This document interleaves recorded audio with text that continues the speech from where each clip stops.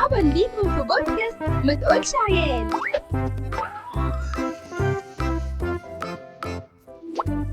هو ده السؤال؟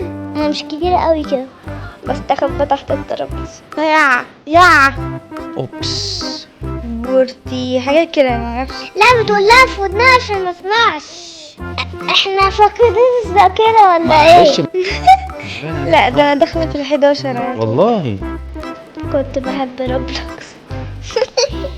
انا حاسه ان انا دلوقتي لامسه السقف. بيجيب لها فلوس وبيجيب اكل وبيجيب شرب وبيجيب حلويات الله اكبر، بتحبها عشان المصلحه يعني. يا نهار ابيض يا جماعه، انت 7 سنين؟ اه مش ممكن يا بنتي. عشان كل شويه تضحكني اقول لها ماما هتيجي امتى؟ تقول لي الساعه 6.